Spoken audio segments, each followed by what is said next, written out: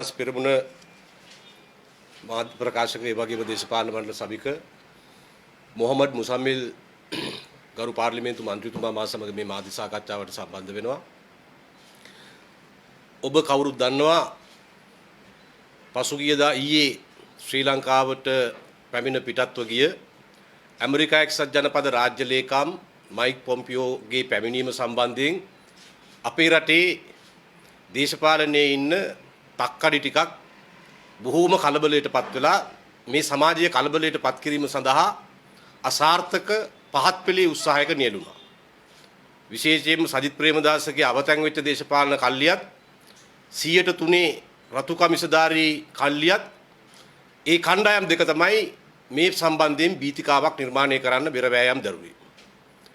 අපි ඊටාම පැහැදිලිව දන්නවා මයික් පොම්පියෝ නෙවෙයි ඊට වඩා ලොක්ෙක් මේ රටට ආවත් ඒ ඕන ලොක්ෙකුට මේ රටේ ගෞරවය රැකගෙන මේ රටේ අභිමානය රැකගෙන මේ රටේ ස්වෛරීත්වය පාවලා දෙන්නේ නැතුව අපේ ස්වාධීනත්වය පාවලා දෙන්නේ නැතුව ඒ ඕනම කෙනෙක් එක්ක අවශ්‍ය ගනුදෙනුව කරන්න පුළුවන් නායකත්වයක් මේ රටේ අද අපි බලයට ගෙනල්ලා තියෙනවා. එහෙම නායකත්වයක් ඉන්න වෙලාවක එන්නේ කවුරු වුණත් ඒ එන කෙනාට ඕන විදියට වැඩේ වෙයි කියලා හිතන්න අපිට උවමනාවක් නැහැ. හැබැයි ඔය කලබල වෙච්ච මහත්තුරු එදා රනිල් වික්‍රමසිංහගේ ආණ්ඩුව වෙලාවේ ඇමරිකානු රාජ්‍ය ලේකම් ජෝන් කෙරි ආවා. හීන් කෙඳිරියක්වත් නැගුවේ නැහැ. තවත් අවස්ථාවක සමන්තා පවෙල් ආවා. සමන්තා පවෙල් තමයි ශ්‍රී ලංකාවට හතුරු යෝජනා ගෙන එන්න විශාල වැඩ කොටසක් කළේ. සමන්තා පවෙල් එනකොට හීන් කෙඳිරියක්වත් නැගුවේ නැහැ. ජෝන් කෙරි එනකොට හීන් කෙඳිරියක්වත් නැගුවේ නැහැ. දැන් වර්තමාන එක්සත් ජනපද ආණ්ඩුවේ රාජ්‍ය ලේකම් පොම්පියෝ එනකොට තියෙන්නේ ගෝඨාභය රාජපක්ෂ මහින්ද රාජපක්ෂ ආණ්ඩුවක් නිසා ඒ ආණ්ඩුව කෙරේ මහජනයාගේ තියෙන විශ්වාසය බිඳ වැටවීම සඳහා ළඟ චූන් එකක් තමයි මේ කට්ටිය ගත්තේ. මොකද පොම්පියෝගේ සාකච්ඡාව ඉවරලා ලංකාවෙන් ගිය ගමන් ඒගොල්ලෝගේ චූන් එක සම්පූර්ණයෙන්ම අවසන් වුණා. ඒගොල්ලෝ බලාගෙන හිටියා මිලේනියම් චැලෙන්ජ් කෝපරේෂන් ගිවිසුමට අත්සන් කරයි. ගිවිසුම අත්සන් කරන්න බලපෑම් කරයි. එහෙම තමයි ඒගොල්ලෝ යටිහිතින් ප්‍රාර්ථනා කරේ අනේ එසේ වේවා කියලා. එදා ආරක්ෂක හමුදා කිලිනොච්චිය පහු කරනකොට කිලිනොච්චිය ආසන්න වෙනකොට කිලිනොච්චියෙන් පහර කෑලා පහු බහින්න සැලසේවා කියලා හිතපු නරුම මනසින්ම තමයි මෙදා පාරත් ඒගොල්ලෝ ප්‍රාර්ථනා කළේ පොම්පියෝ ආවම බලපෑම් කරලා MCC අස්සම් කරගනිත්වා කියලා. නමුත් අපි කවුරුත් දන්නවා ජනමාධ්‍ය ඇහුවම ප්‍රශ්නයක් පොම්පියෝගෙන් ඔහු කිව්වේ මිලේනියම් චැලෙන්ජ් කෝපරේෂන් ගිවිසුම අස්සම් කිරීම හෝ නොකිරීම ඒක ශ්‍රී ලංකා රජයේ තීරණයක් මිස ඔවුන්ගේ තීරණයක් නෙවෙයි කියලා. ඒකෙම පේනවා මීට කලින් හිටපු පාලකයෝ ඉන්නකොට ආවනම් මේ පොම්පියෝ මේක නෙවෙයි සිද්ධ වෙන සාකච්ඡාව. ඔය 103 මහත්තුරු මයික් පොම්පියෝලා ටික ඔය කට්ටිය 103 මයික් පිම්පියෝ ටික එදා MCC මූලික ගිවිසුම රහොර රහසෙම අත්සන් කරනකොට කටක් කැරියේ නැහැ. අරලියගහ මන්දිරය ඇතුළේ MCC කාර්යාලය පවත්වාගෙන යනකොට කටක් කැරියේ නැහැ. කෙඳිරිල්ලක් නැගුවේ නැහැ. අඩු ගානේ අපි මේ ගැන පාර්ලිමේන්තුවේ ප්‍රශ්න කරනකොට සාගර රත්නායකලා බොරු උත්තර දීලා මග ඇරෙනකොට ඊළඟ දවසේ අපි ඔප්පු කරන්න පුළුවන් ලේඛන සහිතව මේ කාරණේ නැවත සනාථ කරනකොට වචනකින්වත් සහයෝගයක් දුන්නේ නැහැ. ඔක්කොම හිටිය කටබලියම් බලාගෙන. ඒකෙන් පේනවා රනිල් වික්‍රමසිංහගේ ආණ්ඩුවක් නම් පොම්පියෝ ගෝඨාභය රාජපක්ෂගේ ආණ්ඩුවක් නම් අම්මෝ පොම්පියෝ මාර භයානකයි. රනිල් වික්‍රමසිංහලගේ ආණ්ඩුවක් තියෙනකොට පොම්පියෝ ආව නම් තමයි කලබල වෙන්නේ. මොකද ඒක පරගති භාවය සියෝ ළඟම තියෙන පාලනයක්. අද තියෙන්නේ පරගති භාවය සියෝ ළඟ තබරාගත්තු පාලනයක් නෙවෙයි. ස්වදේශිකත්වය මේ තමන්ගේ ප්‍රධාන ශක්තිය බවට පත් කරගත්තු පාලනයක්. ගෝඨාභය රාජපක්ෂ ජනාධිපතිතුමන්ට කොන්දපණ තිබ්බා. මගේ රටේ ස්වෛරී භාවය, මගේ රටේ ස්වාධිපත්‍ය, ජාත්‍යන්තර සම්බන්ධතාව වෙනුවෙන් පාවලා දෙන්න මම කටයුතු කරන්නේ නැහැ කියලා කියන්නේ. එහෙම කියන්න කොන්දපණ තිබ්බා. ඒ විතරක් නෙවෙයි. එතුමා රුවන්වැලි මහසෑය රජුන් ගාව ප්‍රධාන දියුරුම් දීලා පළවෙනි කතාව කරද්දිත් ඒ ගුණය පෙන්නුවා. නිදහස් දිනේදීත් බොහොම පැහැදිලිව කිව්වා මගේ ආරක්ෂක හමුදාවන්ට බලපෑම් කරන්න එනවා නම් ඕනම ජාත්‍යන්තර සංවිධානයකින් ඉවත් වෙන්න අපි සූදානම් කියලා කිව්වා. ඒ නිසා ජාත්‍යන්තර බලවතුන් හමුවේ දන ගහන කලින් තිබිච්ච විදිය රූකඩ පාලනයක් නෙවෙයි අද හැදිලා තියෙන්නේ. එදා රූකඩ පාලනයේදී පොම්පියෝලා හරි ජෝන් කෙරීලා හරි සමන්තා පවෙල්ලා හරි එනකොට කලබල නොවිච්ච 103 මයික් පිම්පියෝ ටික දැන් රූකඩ නොවන පාලනයක්. මොන බලවතෙක් ඉස්සරහවත් මේ රටේ ස්වාධීනත්වයේ ස්වෛරීභාවය ස්වාධිපත්‍ය පාවල නොදෙන පාලනයක් ඇති වෙලා තියෙනකොට බුදු අම්මෝ මෙන්න පොම්පියෝ එනෝ අපි පාවල දෙන්න යනෝ MCC ගහන්න යනෝ කියලා මරලා තෝරිනවා. අපි කලබල නොවි බලාගෙන හිටියා. මොකද අපි දන්නවා ඔය ඔක්කොම ළඟ චූන් එක තියෙන්නේ පොම්පියෝ ඇවිල්ලා යනකම් විතරයි. අඩු ගානේ ඇමරිකානු රාජ්‍ය ලේකම් ඉන්දියානු බලධාරීන්ට යම්කිසි ගිවිසුම් අත්සන් කිරීමට කරන ලද බලපෑම වත් මේ ශ්‍රී ලංකා වේදී ඔවුන් ඒක එහෙම බලපෑමක්වත් කරන්න ඉදිරිපත් වෙලා නැහැ. ඒ නිසා පැහැදිලිව පේනවා ඕනම රටක ඉන්න පාලකයාගේ හැටියට තමයි ලෝක බලවතා වුණත් හැසිරෙන්නේ. පාලකයා නිවටෙක් නම් අර එළුවා රවුල පානකොට ඒ බබර් වැඩේ කරන්න යන විදිහේ නිවටෙක් නම් ආන්න එතකොට තමයි ඕන බලවතෙක් තමන්ගේ අභිමතාර්ථ ඉටු කර ගැනීම සඳහා ඍජු බලපෑම් සහගත භූමිකාවන් වලට අවතීර්ණ වෙන්නේ. පාලකයා ඍජු නම් පාලකයා තමන්ගේ රාජ්‍ය පිළිබඳ වගකීමක් දරන්නෙක් නම් එහි ස්වාධීනත්වයේ ස්වෛරීභාවයේ ස්වාධිපත්‍ය පිළිබඳ පුළුල් හැඟීමක් සහිත කෙනෙක් නම් එතකොට ඕන බලවතෙක් ඒ යථාර්ථය පිළි අරගෙන තමයි තමන්ගේ රාජතාන්ත්‍රික සම්බන්ධතා ඉදිරියට ගෙන යන්නේ. ඕක අපි දන්න හන්දා තමයි පොම්පියෝ එනකොට අපිට කලබල වෙන්න හේතුවක් නොඋනේ. හැබැයි පෞගිය ආණ්ඩුව කාලේ පොම්පියෝ ආවනම් කලබල විය යුතුයි. මොකද හේතුව MCC ගිවිසුමත් හොර රහසේ මූලික ගිවිසුම අත්සන් කරගත්තු ආණ්ඩුවක් ඒ තිබ්බේ. සෝෆා එක්සා ගිවිසුම් අත්සන් කරන්න පියවර ගත්තු ආණ්ඩුවක් ඒ තිබ්බේ. එහෙම ආණ්ඩුවක් තියෙනකොට පොම්පියෝ වෙනවා නම් මුළු රටම කලබල විය යුතුයි. හැබැයි පොම්පියෝ නෙවෙයි වෙන කාගේවත් පදයට නටන්නේ නැති ගෝඨාභය රාජපක්ෂ මහින්ද රාජපක්ෂ පාලනයක් තියෙද්දි කවුරු ආවත් අපිට ඒ ගැන කලබල වෙන්න දෙයක් නැහැ. මොකද ඊට කලින් දවසේ අමාත්‍ය මණ්ඩලය තුලදී මේ ගැන පුළුල් සාකච්ඡාවක් ඇති වුණා. ජනාධිපතිතුමන් එතනදිත් පැහැදිලිව කිව්වා කිසිසේත් අපි MCC ගිවිසුම අත්සන් කිරීමක් ගැන මෙතෙන්දි කොහෙත්ම සාකච්ඡා වෙන්නේ නැහැ, කරෙන්නෙත් නැහැ කියලා. අපි තා පැහැදිලිව කියනවා MCC ගිවිසුමක් අපේ ආණ්ඩුවෙන් අත්සන් කෙරෙන්නේ නැහැ. අත්සන් කෙරෙන ආණ්ඩුවක අපි ඉන්නෙත් නැහැ. අත්සන් කෙරෙන්නේ නැහැ කියන එක අපි තාම ස්ථිරව කියනවා. ඒක ගෝඨාභය රාජපක්ෂ ජනාධිපතිතුමන්ගේ ඍජු ස්ථාවරයක්, අපේ ආණ්ඩුවේ ඍජු ස්ථාවරයක්. ඒ නිසා පොම්පියෝගේ ගමන අල්ලගෙන 103 මයික් පිම්පියෝ ටික ළඟ චූන් එකක් ගත්තා. පොම්පියෝ යන ගමන් මාධ්‍යයට කිව්වේ මිලේනියම් චැලෙන්ජ් කෝපරේෂන් ගිවිසුම අත්සන් කිරීම නොකිරීම ශ්‍රී ලංකා රජයේ වැඩක් නිසා අපේ වැඩක් නෙවෙයි කියලා. එතනින් පස්සේ ළඟ චූන් රතුක දේශපාලන වශයෙන් නන්නත්තර වෙලා තියෙනවා. දැන් ඒගොල්ලෝ හැංගෙන්න ගුහාවල් හොයන බව තමයි අපිට පේන තියෙන්නේ. බොහොම ස්තුතියි. මීට අදාළ ප්‍රශ්න තිබෙනවා නම් අහන්න පුළුවන්.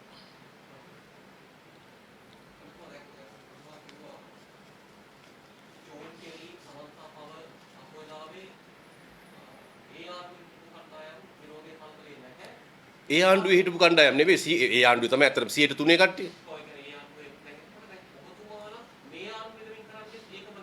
නෑ. ඔබේ සංසන්දනයේ වැරදි. අපි 20 වෙනි සංශෝධනයේදීත් අපි පෙන්නවා අපි ආණ්ඩුව ඇතුලේ හිටියත් ආණ්ඩුවේ ඒ කේන යෝජනාවක වැරද්දක් තියෙනවා නේ වැරද්ද ගැන විවෘතව අපි කතා කරනවා කියන එක. ඒ වගේම මෙතෙන්දී අපිට කලබල වෙන්න කිසි හේතුවක් නෑ. ජනාධිපතිතුමා අපිට විශ්වාසයි, අගමැතිතුමා අපිට විශ්වාසයි. අපි දන්නවා මොන පොම්පියෝ ආවත් ඔය කියන විදිහේ රටට අහිත කර එකකට එකග වෙන්නේ නැහැ කියලා. ඒ නිසා අපිට කලබල වෙන්න කිසි හේතුවක් නැහැ.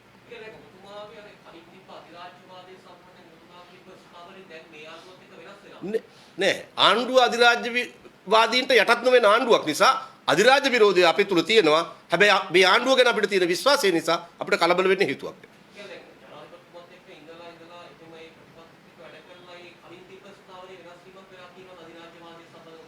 ඔබට එහෙම පේනවද? ඔබේ පෙනීමේ වරදක් අපේ කිසිම ආකාරයක අපේ ප්‍රතිපත්තිමය වශයෙන් අපේ දේශපාලන ස්ථාවරවල කිසිදු වෙනසක් වෙලා නැහැ. ඔබ ඔය කියන තර්කේ හරියනවා. අවසනාවට ඒක හරි ගිහිල්ලා නැහැ. ඔබේ අවසනාවට ඔබ ඔය කියන තර්කේ හරියනවා. මයික් පොම්පියෝ ඇවිල්ලා ඔන්න දැන් රටට අහිත කර ගිවිසුමකට හෝ එකඟතාවයකට අපේ ආණ්ඩුව ගිහිල්ලා නම්. එතකොට හරි. අන්න එහෙම වෙලා තියෙනවා. ඔබ කලින් වගේ මේකේ හඬ නැගුවේ නැහැ. එහෙම වුණා නම් ඔබ අහන ප්‍රශ්නේ හරි. අපි හොඳටම දන්නවා එහෙම අහිත කර ගිවිසුමකට හෝ එකකතාවයකට යන්නේ නැහැ කියලා. ඒ නිසා බොරුවට බේසමේ කිඹුළු දැකලා කලබල වෙන්න අපිට හේතුවක් නැහැ. එසේ වීම අපේ අධිරාජ්‍ය විරෝධී ස්ථාවරයන්ගේ වෙනස් අපි ගත්තු ස්ථාවරය.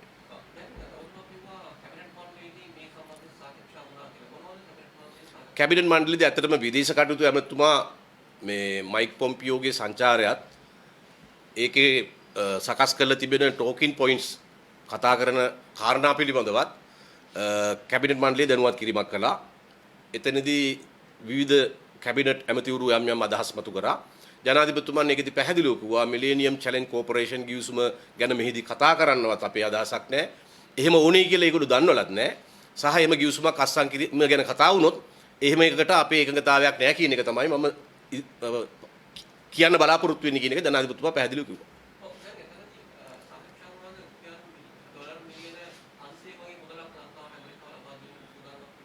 නෑ. කිසි ලෙසකින්වත් එහෙම දෙයක් සාකච්ඡා වුණේ නැහැ. නෑ විදේශ කටයුතු ඇමතුමා කිව්වේ ඔය මොකද්ද නැවක් දෙන එකක් ගැන සාකච්ඡාවක් තියෙනවා. නැවක් හෝ යාත්‍රාවක් මම දන්නේ නැහැ නාවික හමුදාවට. ඒ වගේම තව මාතෘකා දෙක තුනක් තිබ්බා. ඒවැ කිසිසේත්ම මේ වෙළඳ සම්බන්ධතා ගැන ඒ වගේම යම් ආධාර ගැන සාකච්ඡා මාතෘකා තිබ්බා. හැබැයි ඒ සමහර මාතෘකාත් ඊයේ සාකච්ඡාවට ලක් වෙලා නැති බව තමයි මම දන්න තොරතුරු අනුව පේන්නේ.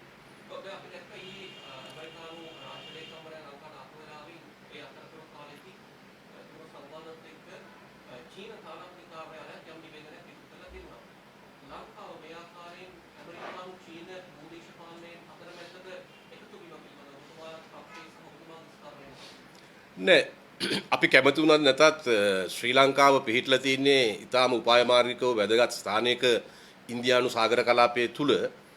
එතකොට මේ වැදගත්කම නිසා ඕනම ලෝක බලවතෙක්ගේ අවධානය හා විශේෂ අවධානයක් ලංකාව කෙරෙහි යොමු වෙනවා. ඒක චීනයටත් අදාළයි, ඇමරිකා එක්සත් ජනපදයටත් අදාළයි, විශේෂයෙන්ම ඉන්දියාවටත් අදාළයි. ඉතින් ඒ බැල්ම හෙලීම අවධානය යොමු වීම අපට ප්‍රශ්නයක් නෙවෙයි. නමුත් අපේ රජය ජනාධිපතිතුමන් ඊයේ ඔය පොම්පියෝ මහත්මයා ඉදිරිපිටත් පැහැදිලිව ප්‍රකාශ කළේ අපේ රජයේ මේ බලවතුන්ගේ බලගැටුමේ කොටස්කාරයෙක් වෙන්න සූදානම් නැහැ. අපේ රජය ඉන්දියානු සාගර කලාපය සාම කලාපයක් හැටියට තිබිය යුතුයි කියලා විශ්වාස කරනවා. ඒ වගේම කුමන බලවතෙකුගේවත් යුද උපාය මාර්ගික අරමුණු වෙනුවෙන් අපේ භූමිය පාවිච්චියට ගැනීම නොකළ යුතුයි කියන ස්ථාවරය අපි ඉන්නවා. ඒ කරුණ තමයි ජනාධිපතිතුමාත් මයික් පොම්පියෝ හමුවේ අවධාරණය කළේ.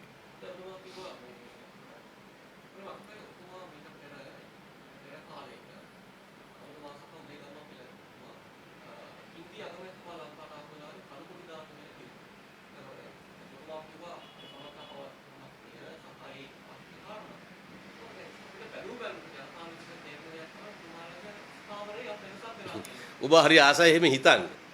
ඔබට තේරෙන්නේ නැහැ මන් දෙන උත්තරේ තාම තේරෙන්නේ නැහැ. එක්ක ඔබ මොකක් හරි කරලා මේ මොලේ වර්ධනය කිරීමේ වැඩක් අපිට කරන්න වෙනවා. නැත්නම් ඔබ වෙනුවට උත්තර තේරෙන කෙනෙක්ව මේකට එවන්න කියලා යෝජනා කරන්න වෙනවා ඔබේ ආයතනයේ හාම්පුතාලට. දැන් ඔබට පැහැදිලි ඉන්දියානු අග්‍රාමාත්‍යවරයා ලංකාවට පැමිණෙන විට ඒක මෘදු ගනුදෙනුවක් නෙවෙයි. ඔහු ඒ ඇවිල්ලා ඔබට මතක නම් කල්පනා කරලා බලන්න වතුකරේ වෙනම රැලියක් පැවැත්තුවා නුවරඑළිය දිස්ත්‍රික්කයේ. ඒ රැලියේදී ඔහු අනියමින් පෙන්වුවේ මේ ඉන්නේ මගේ ජනතාව. ඉන්දියානු ජනතාව.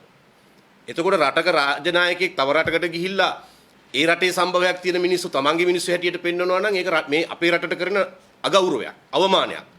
එදා හිටපු නිවට පාලකයෝ දෙන්න දෙපැත්තෙන් ඉඳගෙන ඒ අවමානය භුක්ති විඳා. ඒ වගේ මැදිහත් වීමක් වෙන ඕනම තත්වයකදී කළු කොඩි නෙවෙයි ඊට එහාට යන විරෝධතාවයක් උනත් දක්වන්න මේ රටේ පොදු ජනතාවයේ දෙසට යොමු කරන්න අපිට වගකීමක් තියෙනවා. අපි ඒක ඉටු කරනවා. නමුත් අද මේ ඉන්නේ එහෙම පරගතියාන් පාලකෙක් නෙවෙයි. ඒ නිසා මේ එන රාජ්‍ය නායකයාට ඕන විදියට රට ඇතුළේ ඩෙඟා නටන්න දෙන්න ඉඩ දෙන නායකයෙක් නෙවෙයි. ඉතින් එහෙම නායකත්වයක් තියෙද්දි අපිට කලබල වෙන්න හේතුවක් නැහැ. ඔන්න මේ නායකත්වය ගැන අපට සැකනා. මේ නායකත්වයත් කලින් නායකත්වයන් වගේ පරගති භාවයේ ප්‍රතිපත්තියේ දිශාවට ඇදගෙන වැටෙයි කියලා බියනම් එහෙම සැකයක් තියෙනවා නම් අන්න ඒ අවස්ථාවේදී අපි පෙර ක්‍රියා මාර්ග වලට යනවා. නමුත් එහෙම පෙර ක්‍රියා මාර්ග ඕන වෙන්නේ නැහැ. අපිට මේ නායකත්වය නැවතත් ඔප්පු කරලා තියෙනවා. ජෝන් කෙරිගේ සාකච්ඡාවේදීත් නැවතත් ඔප්පු කරලා තියෙනවා මේ රටේ ස්වෛරීත්වයේ පාවල දෙන නායකත්වයක් නෙවෙයි කියලා. ඉතින් ඒ නිසා අපිට කලබල වෙන්න අවශ්‍ය වෙන්නේ නැහැ.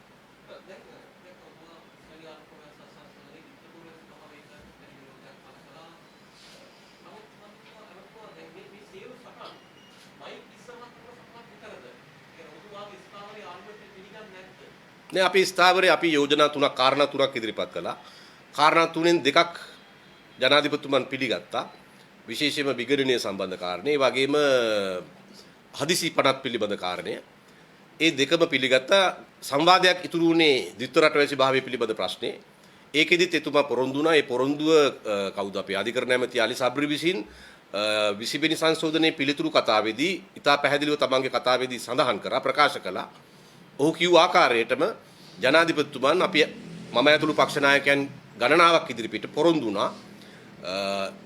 ඉතාම නුදුරු අනාගතයේදී කියන්නේ වසරක් වැනි ලබන වසර තුල ගෙන එන නව ආණ්ඩුක්‍රම ව්‍යවස්ථා සංශෝධනයේදී නිසක වශයෙන්ම ද්විත්ව රටවැසි භාවය පිළිබඳ කාරණේ අපි ඉල්ලා හිටින වගන්තිය ඒ ආකාරයෙන් ඇතුළත් කරනවා කියලා. එතුමා එහෙම කාරණා තුනක් අපි ඉදිරිපත් කළ තීදි තුනෙන් දෙකක් පිළි අරගෙන තීද්දි ඉතුරු එක ගැනත් ඒ විදිහේ සහතිකයක් පොරොන්දුවක් අපිට දෙද්දි ඒ පොරොන්දුවට අනුව වැඩ කරන්න අපි බැඳී සිටිනවා. මොකද හේතුව ගෝඨාභය රාජපක්ෂ ජනාධිපතිතුමන් සාමාන්‍යයෙන් පොරොන්දුවක් වුණොත් ඒක ඉටු කරන නායකයෙක් කියන විශ්වාසය අපිට තිබෙන නිසා.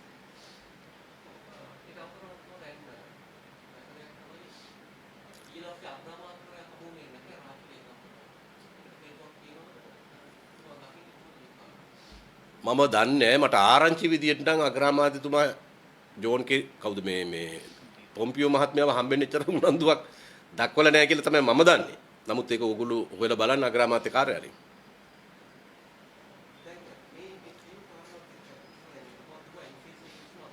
වෙන අයට මොකුත් ප්‍රශ්න නැද්ද?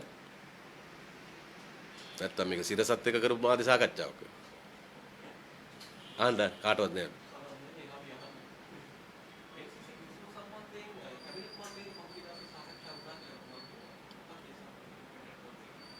මම දැන් කලින් ඔබට විස්තර කළා.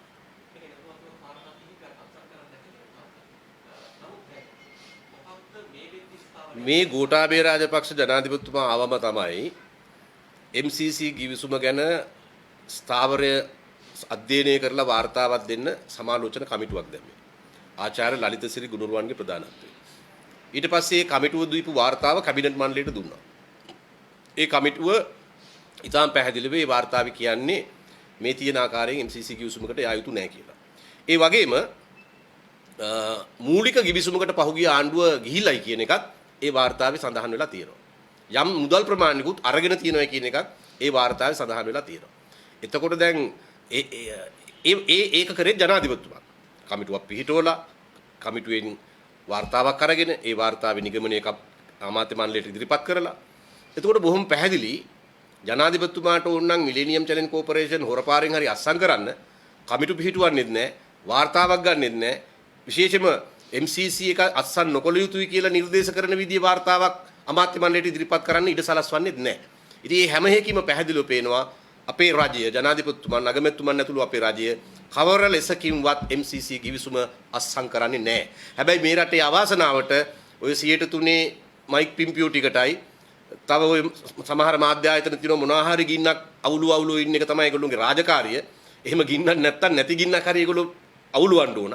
ඒ අවුලුවම තමයි ඒගොල්ලෝගේ මේ ප්‍රවෘත්ති වැඩියෙන් බලන්නේ කියලා ඒගොල්ලෝ හිතනවා.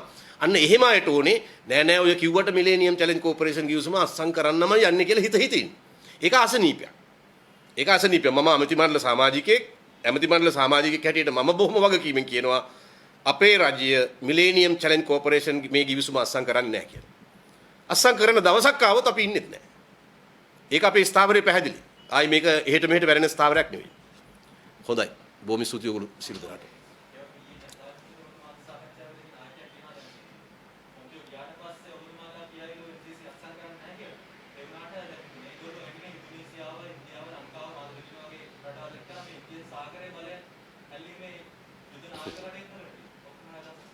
ඉතින් මේ මයික් පිම්පියෝට 103 මයික් පිම්පියෝට එදා මොකද මේ ජෝන් කෙරි එනකොට ඔහොම හිතුන්නේ නැත්තේ කියලා අහන්නකෝ.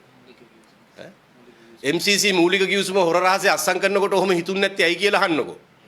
MCC කාර්යාලයේ අරලියගහ මන්දිරේ පවත්වගෙන යනකොට ඒක ගැන ප්‍රශ්න කරන්න හිතුන්නේ නැත්තේ ඇයි කියලා අහන්නකෝ. 103 මයික් පිම්පියෝගේ. සමන්තා පවෙලෙනකොට හිමිජ්ජා වගේ හිටියේ ඇයි කියලා අහන්නකෝ. 103 මයික් පිම්පියෝගේ. ජිනීවා යෝජනාවට මංගල සමරබීර සමානුග්‍රාහකයා හැටියට අස්සන කරද්දි අතෝසවද්දි මෙහි හීන් කෙඳිරියක්වත් නැගුවේ නැත්තේ ඇයි කියලා අහන්නකෝ. ඒ 103 මයික් පිම්පියෝගෙන්. ඉතින් ඒ නිසා ඒගොල්ලෝගේ තක්කඩි දේශපාලන ස්ථාවරය අමු හෙළුවෙන් නිර්වස්ත්‍රව ප්‍රදර්ශනය කරලා ඉවරයි. අද මෙහි අපේ ආණ්ඩුව තියෙද්දි මොකක්වත් වෙන්නේ නැහැ කියලා දන්නවා. හැබැයි වෙන්න යනවා කියලා මරලා තෝනි දෙනවා. හිත යටින් දන්නවා වෙන්නේ නැහැ කියලා. නමුත් වෙන්න යනවා කියලා මරලා තෝනි දෙනවා.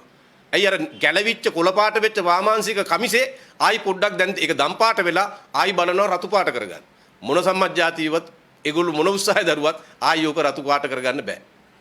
හොඳයි. බොහොම ස්තුතියි. ඉන්දීය සාගර කලාපයේ බලය පිළිබඳ ප්‍රශ්නය මම කලිනුත් මෙතුමා ප්‍රශ්නයකට උත්තර දුන්නා. ඉන්දීය සාගර කලාපයේ බලය පිළිබඳ ප්‍රශ්නය ඉන්දියාවට, ඇමරිකාවට, චීනයට තියෙනවා. ඒගොල්ලෝ තුන්ගොල්ලෝ මේ ඉන්දීය සාගර කලාපයේ බල තුලනය ගැන සැලකිලිමත්.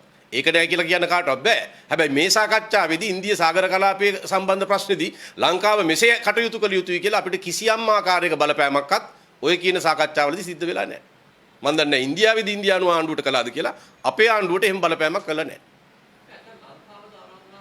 නෑ කිසිසේත්ම නෑ මේක ලංකා රජය ආරාධනාවක් නෙවෙයි. ඔහු රටවල් ගණනාවක ගිය සංචාරයක් ඉන්දියාවටත් මාලදීවනටත් එද්දි ලංකාවටත් එන්න අවශ්‍යයි කියලා දැනුවම අපේ රජය ඒක ප්‍රතික්ෂේප කළේ නෑ. ඒක මාධ්‍ය සාකච්ඡාවේදීත් කිව්වනේ මොකද්ද මද්‍රව්‍ය ජාවාරම් මැඩ පැවැත්වීම සඳහා සමුද්‍ර ආරක්ෂණය වෙනුවෙන් යාත්‍රාවක් ලබා දීම කියලා. ඒක තමයි කිව්වේ. නෑ. යුද නැවුනේ. එහෙම තිබුණා නම් ඔයගොල්ලෝ හරි සතුටු වෙනවා නෑ. එහෙම එකක් නෑ.